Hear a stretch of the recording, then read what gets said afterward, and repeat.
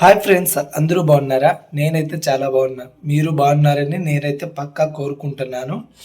ఇవాళ అయితే మరొక కొత్త వంటతో అయితే మీ ముందుకు వచ్చానండి. ఇదైతే పాతకాల పద్ధతి గోరు చిక్కుడ పచ్చికారం అండి. నేను ఎలా చేస్తానో మీకైతే చేసి చూపిస్తాను. మీరు చేసి ఒకసారి నాలాగా ట్రై చేయండి. చాలా టేస్ట్ అయితే వస్తుంది. సరే అండి, ప్రాసెస్లోకైతే వెళ్ళిపోదాం. ముందుగా అయితే పల్లీలు స్టవ్ వెలిగించి పల్లీలు వేయించుకోవాలండి. చూడండి, ఇలా దూరగా.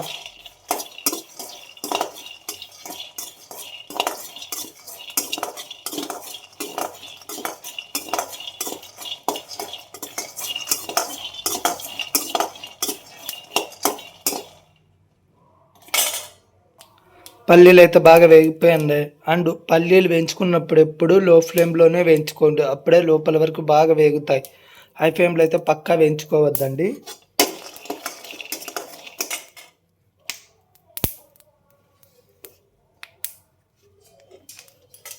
పల్లీలు అయితే తీసేసుకో. ఆ బాండ్లీలోకి కొద్దిగా అయితే ఆయిల్ వేసుకొని పచ్చిమిరపకాయలు అయితే వేసేసుకున్నామండి.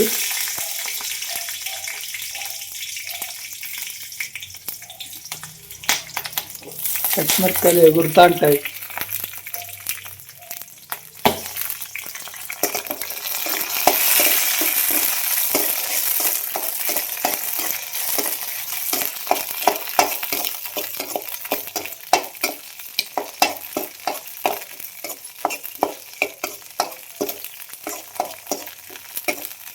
పచ్చిమిరపకాయలు ఎంత బాగా వేగితే అప్పుడే టేస్ట్ కూడా బాగుంటుంది. పచ్చిమిరపకాయలు అయితే వేగిపోయింటాయి, తీసేసి ఇప్పుడైతే టమోటా వేసుకుంటున్నా.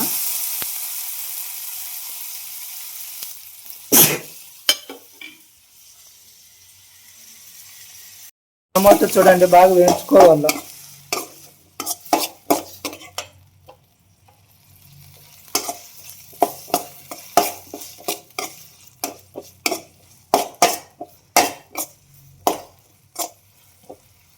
టమోటా బాగా వేగినాక చూడండి, టమోటా బాగా వేగుతుంది. టమోటా బాగా మగ్గిపోయిందండి. కాసేపు అయితే చల్లారి పెట్టుకుందాం. టమోటా అయితే చల్లగా అయిపోయాక మిక్సీకి అయితే వేసేసుకుందామండి.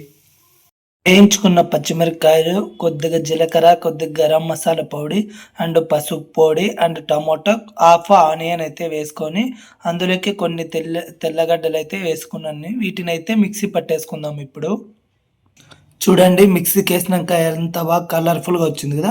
ఇప్పుడు వీటిలోకి పల్లీలు అయితే వేసుకుందాం.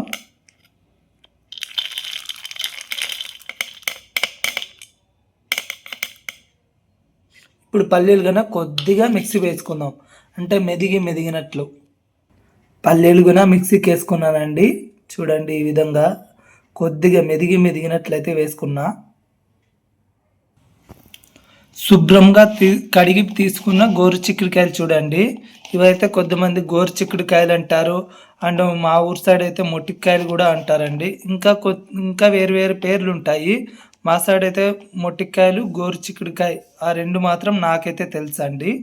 చూడండి, వీటిని ఇప్పుడు ఏం చేయాలంటే ఇలా కవర్లేక్ కానీ లేకపోతే బట్టలేక్ కానీ తీసుకొని వీటిపైన అయితే ఇట్లా కొట్టాలండి.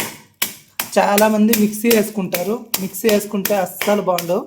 ఇలా కొట్టుకుంటే బాగా తగులుతాయి అన్నమాట. చూడండి, ఇలా మెత్తటి బట్టలో అయితే బాగా దంచుకోండి. నేనైతే కవర్లో దంచుతున్నా.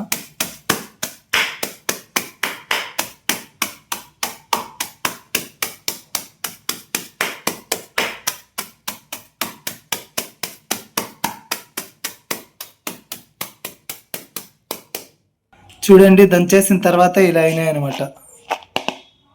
ఇప్పుడు ఈ టేస్ట్ చాలా బాగా వస్తాయి అలా దంచడం వల్ల.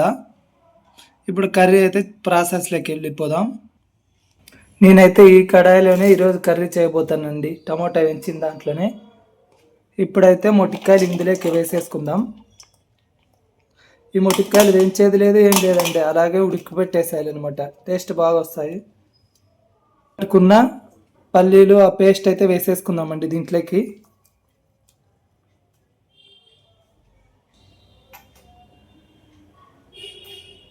టమోటో ఆనియన్ అయితే వేసేసుకుందాం.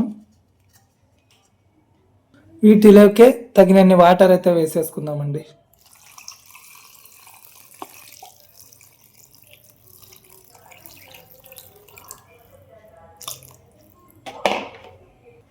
తగినంత సాల్ట్ అయితే వేసేసుకుందాం. ఇలా వేసేసుకొని చేత్తోనే ఇలా కలుపుకోండి, స్పూన్తో గెంటితో కలపద్దండి.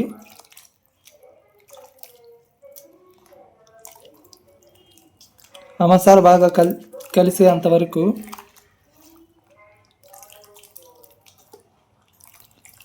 చేత్తో అయితే ఇలా కలుపుకోండి.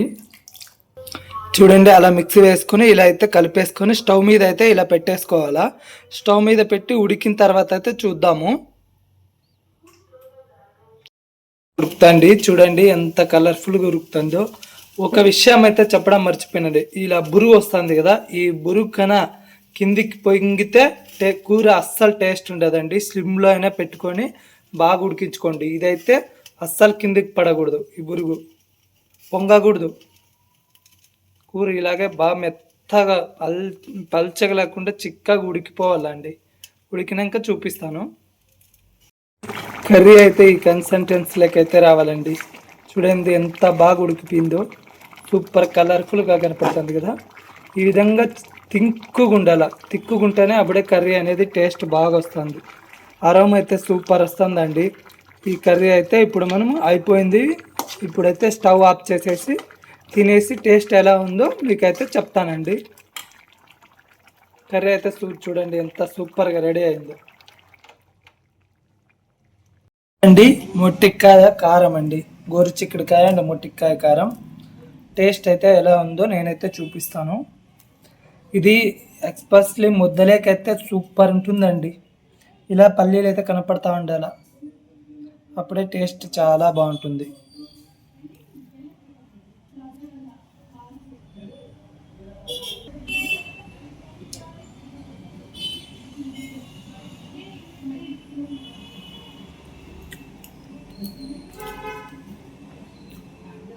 టేస్ట్ అయితే చాలా బాగుందండి. రైస్ కన్నా ముద్దలేకైతే చాలా బాగుంటుంది. సరే అండి, ఈ కర్రీ మీకు నచ్చినట్లయితే లైక్ చేయండి, షేర్ చేయండి అండ్ సబ్స్క్రైబ్ చేయండి. ఎవరైనా కొత్తగా నా ఛానల్ని చూస్తుంటే మరీ చెప్తున్నా, సబ్స్క్రైబ్ అయితే చేసుకోండి. మంచి మంచి వంటకాలతో అండ్ మంచి మంచి ప్లేసెస్తో అయితే మీ ముందుకు వస్తానండి. సరే అండి, ఉంటాను మరి, బాయ్.